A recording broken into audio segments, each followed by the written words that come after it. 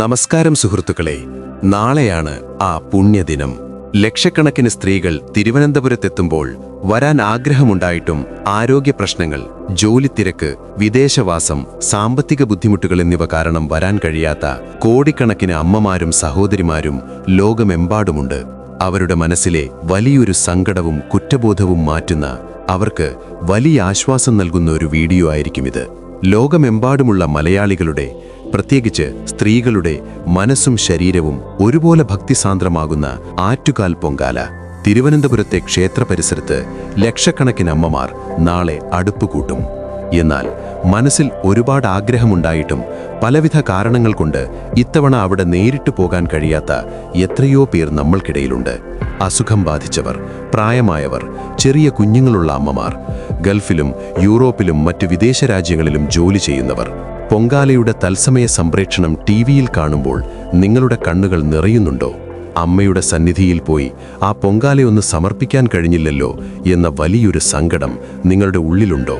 എങ്കിൽ സുഹൃത്തുക്കളെ, ആ സങ്കടം നിങ്ങൾ ഇപ്പോൾ തന്നെ മാറ്റിവെക്കുക. കാരണം ആറ്റുകാലമ്മയ്ക്ക് അതിരുകളില്ല.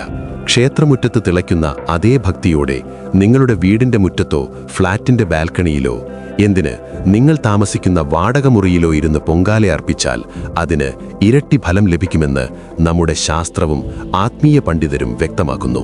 ഇന്ന് നാം ചർച്ച ചെയ്യുന്നത് ആറ്റുകാലിൽ പോകാൻ സാധിക്കാത്തവർ വീടുകളിൽ പൊങ്കാലയിടുമ്പോൾ നിർബന്ധമായും ശ്രദ്ധിക്കേണ്ട 5 കാര്യങ്ങളെക്കുറിച്ചാണ്.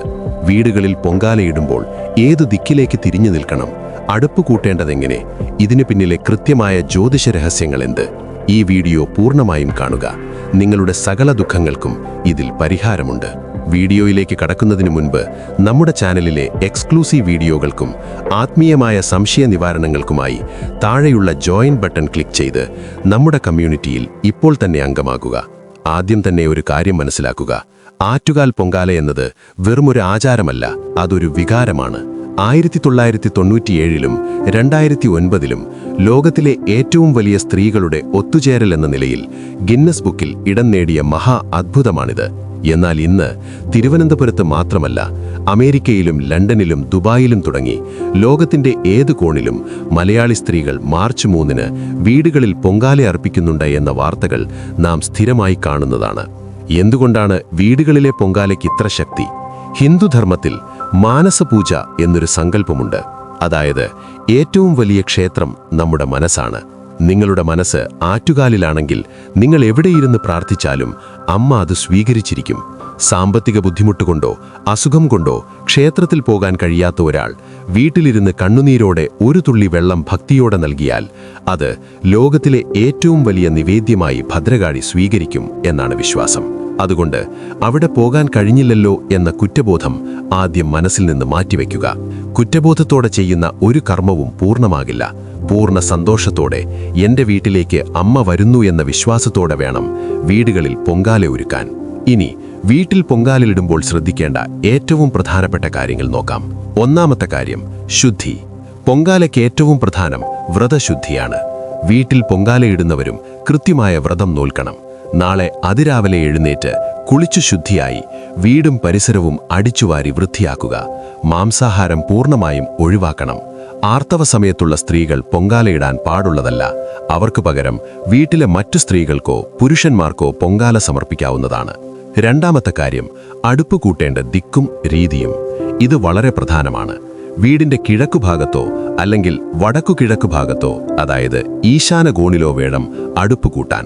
ഫ്ളാറ്റുകളിൽ താമസിക്കുന്നവർക്ക് ബാൽക്കണിയിലോ അല്ലെങ്കിൽ സൗകര്യപ്രദമായ തുറസായ സ്ഥലത്തോ ഗ്യാസ് സ്റ്റൗവിലോ പൊങ്കാലയിടാം. എന്നാൽ മണ്ണടുപ്പും വിറകും ഉപയോഗിക്കുന്നതാണ് ഏറ്റവും ഉത്തമം. പുതിയ 3 ഇഷ്ടികകളോ കല്ലുകളോ വെച്ച് അടുപ്പ് കൂട്ടുക. അടുപ്പിനു മുൻപിൽ വാഴയില വിരിച്ച് ഒരു നിലവിളക്ക് കൊളുത്തിവെക്കുക. അതിൽ കുറച്ച് പൂക്കളും അവിലും മലരും പപ്പടവും പഴവും വെച്ച് ഗണപതിയെയും ആറ്റുകാലമ്മയെയും സങ്കൽപ്പിച്ചു പ്രാർത്ഥിക്കുക. മൂന്നാമത്തെ കാര്യം, നിവേദ്യം തയ്യാറാക്കൽ. ഒരു പുതിയ മൺകലമാണ് പൊങ്കാലയ്ക്ക് ഏറ്റവും നല്ലത്. സാധിക്കാത്തവർക്ക് വീട്ടിലെ വൃത്തിയുള്ള പാത്രവും ഉപയോഗിക്കാം. ഉണക്കലരി, ശർക്കര, നാളികേരം, നെയ്യ്, ഏലക്ക എന്നിവയാണ് പ്രധാന ചേരുവകൾ. ക്ഷേത്രത്തിൽ പണ്ടാര അടുപ്പിൽ തീ പകരുന്ന അതേ സമയത്ത് തന്നെ ടിവിയിലോ മറ്റോ നോക്കി വീട്ടിലും അടുപ്പിൽ തീ കത്തിക്കാവുന്നതാണ്. നാലാമത്തെ കാര്യം, തിളച്ചുതൂവൽ. പൊങ്കാല തിളച്ചു തൂവുന്നത് നിങ്ങളുടെ ജീവിതത്തിലെ ദുഃഖങ്ങൾ തൂവിപ്പോകുന്നതിനും ഐശ്വര്യം നിറയുന്നതിനും തുല്യമാണ്. കിഴക്കോട്ട് തിളച്ചു തൂവുന്നതാണ് ഏറ്റവും ഉത്തമമെന്നാണ് ജ്യോതിഷം പറയുന്നത്. ഈ സമയത്ത് പൂർണ്ണ മനസ്സോടെ അമ്മേ നാരായണ, ദേവി നാരായണ എന്ന് ജപിക്കുക. ഉച്ചയ്ക്ക് ക്ഷേത്രത്തിൽ നിവേദ്യം തളിക്കുന്ന അതേ സമയത്ത് നിങ്ങൾക്ക് വീട്ടിൽ പൊങ്കാലയ്ക്ക് മുകളിൽ കുറച്ച് തീർത്ഥജലമോ ശുദ്ധമായ ജലമോ തളിച്ച് അമ്മയ്ക്ക് സമർപ്പിക്കാം. സുഹൃത്തുക്കളെ, ഇത്തവണത്തെ പൊങ്കാലയ്ക്ക് ഒരു വലിയ ജ്യോതിഷ പ്രത്യേകത കൂടിയുണ്ട്. നാളെ മാർച്ച് 3-ന് ഒരു ചന്ദ്രഗ്രഹണം സംഭവിക്കുന്നു എന്ന് നമ്മൾ കഴിഞ്ഞ വീഡിയോയിൽ പറഞ്ഞിരുന്നു. ഗ്രഹണം എന്നത് പലപ്പോഴും നമ്മിൽ നെഗറ്റീവ് ഊർജം നിറയ്ക്കാൻ സാധ്യതയുള്ള സമയമാണ്. പ്രത്യേകിച്ച് അശ്വതി, ഭരണി, കാർത്തികം, രോഹിണി, മകം, പൂരം തുടങ്ങിയ നക്ഷത്രക്കാർക്ക് ഈ ഗ്രഹണ സമയം മാനസികമായ ചില ബുദ്ധിമുട്ടുകൾ ഉണ്ടാക്കാൻ സാധ്യതയുണ്ട്. എന്നാൽ ഭയപ്പെടേണ്ടതില്ല. വീട്ടിലിരുന്ന് പൂർണ്ണ ഭക്തിയോടെ നിങ്ങൾ അർപ്പിക്കുന്ന ഈ പൊങ്കാല ഒരു വലിയ പരിഹാര കർമ്മമായി മാറും. നിങ്ങളുടെ ജാതകത്തിലെ ഏത് വലിയ ദോഷത്തെയും കർമ്മ തടസ്സങ്ങളെയും ഇല്ലാതാക്കാൻ അഗ്നിക്കും തിളയ്ക്കുന്ന അന്നത്തിനും ശക്തിയുണ്ട്. സാമ്പത്തികമായ തകർച്ചകൾ നേരിടുന്നവർ, മക്കളുടെ ഭാവിയോർത്ത് സങ്കടപ്പെടുന്നവർ, കടബാധ്യതകളുള്ളവർ, സ്വന്തമായി ഒരു വീടെന്ന സ്വപ്നം കാണുന്നവർ, നിങ്ങൾ ലോകത്തിന്റെ ഏത് കോണിലായാലും ശരി, നാളെ ആ അടുപ്പിന് മുൻപിലിരുന്ന് കണ്ണടച്ചു പ്രാർത്ഥിക്കുക. ആറ്റുകാലമ്മ നിങ്ങളുടെ പ്രാർത്ഥന കേട്ടിരിക്കും. ദൈവമെന്നത് ഒരു ക്ഷേത്രത്തിന്റെ മതിലുകൾക്കുള്ളിൽ ഒതുങ്ങുന്ന ഒന്നല്ല. പണ്ട് ആശുപത്രി കിടക്കയിൽ കിടന്ന് ക്യാൻസറിനോട് മല്ലടിച്ച ഒരമ്മ പൊങ്കാല ദിവസം സങ്കടത്തോടെ കൈകൂപ്പി പ്രാർത്ഥിച്ചതും പിറ്റേ വർഷം പൂർണ്ണ ആരോഗ്യവതിയായി ക്ഷേത്രമുറ്റത്ത് വന്ന് പൊങ്കാലയിട്ട വാർത്തകൾ നമ്മൾ പത്രങ്ങളിൽ വായിച്ചിട്ടുണ്ട്. ഭക്തിയുണ്ടെങ്കിൽ, നിങ്ങളുടെ പ്രാർത്ഥനയ്ക്ക് സത്യസന്ധതയുണ്ടെങ്കിൽ, അമേരിക്കയിലെ മഞ്ഞു വീഴുന്ന മുറ്റത്തിരുന്ന് ഇലക്ട്രിക് സ്റ്റൗവിൽ നിങ്ങൾ വെക്കുന്ന ആ കുറച്ചു പായസം ആറ്റുകാലമ്മയ്ക്ക് ഏറ്റവും പ്രിയപ്പെട്ട അമൃതമായി മാറും. അതുകൊണ്ട് ഇത്തവണ പോകാൻ കഴിഞ്ഞില്ലല്ലോ എന്നോർത്ത് ഒരു തുള്ളി കണ്ണുനീർ പോലും നിങ്ങളുടെ കണ്ണിൽ നിന്ന് വീഴാൻ പാടില്ല. നിങ്ങളുടെ വീടാണ് നാളത്തെ ഏറ്റവും വലിയ ക്ഷേത്രം. സുഹൃത്തുക്കളെ, ആറ്റുകാലമ്മയുടെ അനുഗ്രഹം നിങ്ങളുടെ കുടുംബത്തിൽ എപ്പോഴും ഉണ്ടാകട്ടെ എന്ന് ഞാൻ ആത്മാർത്ഥമായി പ്രാർത്ഥിക്കുന്നു. നിങ്ങൾ നാളെ എവിടെ നിന്നാണ് പൊങ്കാലയിടുന്നത്? നിങ്ങളുടെ നാട് ഏതാണ്? അതോ വിദേശ രാജ്യങ്ങളിൽ നിന്നാണോ നിങ്ങൾ ഈ വീഡിയോ കാണുന്നത്? നിങ്ങളുടെ പ്രാർത്ഥനകൾ എന്താണെങ്കിലും അത് താഴെ കമന്റ് ബോക്സിൽ ആറ്റുകാലമ്മയെ ശരണം എന്നതിനൊപ്പം രേഖപ്പെടുത്തുക. നിങ്ങൾ എവിടെ നിന്ന് കാണുന്നു എന്നുകൂടി കമന്റ് ചെയ്യാൻ മറക്കരുത്. ഈ വീഡിയോ നിങ്ങളെപ്പോലെ വരാൻ കഴിയാതെ സങ്കടപ്പെടുന്ന മറ്റമ്മമാർക്കും സുഹൃത്തുക്കൾക്കും ഇപ്പോൾ തന്നെ ഷെയർ ചെയ്തു കൊടുക്കുക. അവർക്കും ഇതൊരു വലിയ ആശ്വാസമാകട്ടെ. ഇതുപോലുള്ള കൃത്യമായ ആത്മീയ വിവരങ്ങൾക്കും ജ്യോതിഷപരമായ അറിവുകൾക്കും നമ്മുടെ ചാനൽ ഇപ്പോൾ തന്നെ സബ്സ്ക്രൈബ് ചെയ്യുക. ഓർക്കുക, സബ്സ്ക്രൈബ് ബട്ടന്റെ അടുത്തുള്ള ജോയിൻ ബട്ടൺ ക്ലിക്ക് ചെയ്ത് നമ്മുടെ എക്സ്ക്ലൂസീവ് മെമ്പർഷിപ്പ് എടുക്കുന്നതിലൂടെ നിങ്ങൾക്ക് നേരിട്ട് സംശയങ്ങൾ ചോദിക്കാനും നമ്മുടെ സ്പെഷ്യൽ വീഡിയോകൾ കാണാനും സാധിക്കും.